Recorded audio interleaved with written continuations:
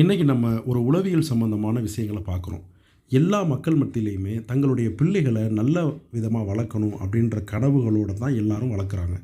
ஆனால் தங்களுடைய பிள்ளைகள் விஷயத்தில் அன்பு மிகைத்ததாக ஆனதுனால அவர்களிடத்தில் காட்ட வேண்டிய சில உளவியல் ரீதியான விஷயங்களை காட்டாமல் போகிறது பெரும் பிரச்சனைகளை பின்னால் ஏற்படுத்துது. எந்த அளவுக்குன்னா உயிரை கூட பறிக்கக்கூடிய ஒரு நிலை வந்துவிட்டது என்று உளவியலாளர்கள் சொல்கிறாங்க. சரி, இன்றைக்கி நம்ம பார்க்க போகிற விஷயங்கள் என்னென்னு கேட்டால், குழந்தைகளை திட்டுங்க. என்னடா தலைப்பு இது!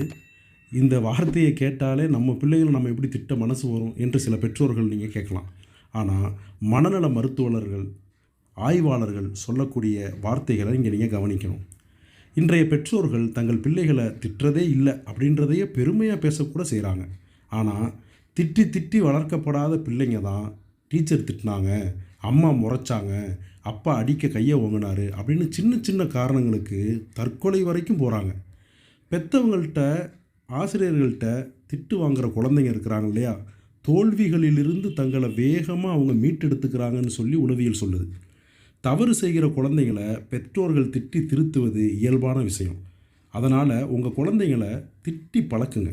அது அவர்களுக்கு மன அழுத்த மேலாண்மையாக இருக்கும். குழந்தைங்களை திட்டி வளர்ப்பது அத்தனை நல்ல விஷயந்தானா அப்படின்ற ஒரு கேள்விக்கு குழந்தைகள் மனநல மருத்துவர் ஜெயேந்திரனிடம் பதில் சொல்கிறாரு.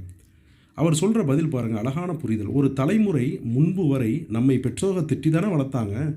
டீனேஜ் வயசுலையும் பெற்றவங்கள்ட்ட அடி வாங்கியிருக்கிறோமே. அவங்க திட்டி சரிப்படுத்தியதால் என்ன குறைஞ்சிட்டோம்? நல்லா தானே இருக்கிறோம். பிள்ளைகளை பெற்றோர்களும் ஆசிரியர்களும் திட்டுவது தங்கத்தை புடம் போடுவதற்கு சமம். இன்றைய குழந்தைகளுக்கு அறிவுத்திறனும் நினைவுத்திறனும் அபாரமாக இருக்குது. அவங்கள கொண்டாட வேண்டிய இடத்துல கொண்டாடி, கொட்ட வேண்டிய இடத்துல கொட்டி வளர்த்தா மிகப்பெரிய சாதனைகளுக்கு சொந்தக்காரராக ஆவாங்க. அதை விடுத்து நான் தான் என் பெற்றவங்கள்ட்ட அடி வாங்கினேன், என் பிள்ளையாவது அந்த மாதிரி இருக்கக்கூடாது அப்படின்னு இருந்தால் உங்கள் குழந்தை மனதளவில் வெறும் பூஞ்சையாக இருக்கும். இதுதான் நீங்கள் எதிர்பார்க்குறதா? சில நாளுக்கு முன்னாடி டைம்ஸ் ஆஃப் இந்தியா அப்படின்ற நாளிதழில் ஒரு சிறுமி செஞ்ச செயலை அதில் போட்டிருந்தாங்க. அம்மா டிவி பார்க்க விடலை அப்படின்றதில் கூடுதலாக என்னை அவங்க கேள்வி கேட்கலை அப்படின்றதில் அவர் ஒரு லெசன் பண்ணணும், அதாவது டீச் பண்ணணும் அம்மாவுக்கு அப்படின்னு அந்த சிறுமி என்ன பண்ணுறா, ஒரு ஆரஞ்சு ஜூஸில் விஷத்தை கலந்து தற்கொலை செஞ்சுக்க ட்ரை பண்ணுறா. இப்படி அந்த ஆர்டிக்கலில் வெளியிட்டிருக்கிறாங்க. சிறு வயசுலேருந்தே ஏய் அப்படின்ற ஒரு அதட்டல் கூட போடாமல் வளர்த்துட்டு திடீர்னு பிள்ளை கைமீறி போதே அப்படின்ற பயத்தை தட்டி கேட்கும்போது அவங்க மனசு உடையுது. அதிர்ச்சியிலும் கோபத்திலும் தவறான முடிவு எடுக்கிறாங்க பிள்ளைங்க. அல்லது இந்த சிறுமி போல் பெற்றவர்களையே தற்கொலை என்ற பெயரில் மிரட்ட துணிகிறாங்க. இப்போ மேலே டைம்ஸ் ஆஃப் இந்தியாவில் சொல்லப்பட்ட அந்த சிறுமி போன்று இல்லாமல் பெற்றோரிடம், ஆசிரியர்களிடமும் தங்களின் தவறுகளுக்காக திட்டு வாங்குகிற குழந்தைங்க அவற்றை திருத்திக்கிறாங்க.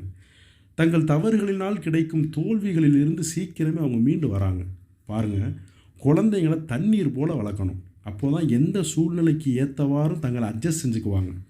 ஒருவரை அனுசரிக்கிறது, அவங்க குற்றத்தை குறைகளை ஏற்றுக்கிறது, அடுத்தவங்களுக்கு விட்டு கொடுக்கறது, தான் செஞ்ச தவறுக்கு மன்னிப்பு கேட்குறது, மற்றவர்களை மன்னிக்கிறது, தான் கேட்பதெல்லாம் கிடைக்கும் அப்படின்ற மனப்பான்மையிலிருந்து விட்டுறது போன்ற குணங்களை 5 வயசுக்குள்ளாவே குழந்தைகள்கிட்ட வளர்க்கிறது அவசியம். இளஞ்செடியாக இருக்கும்போது வேலி போடுவது தான் புத்திசாலித்தனம்.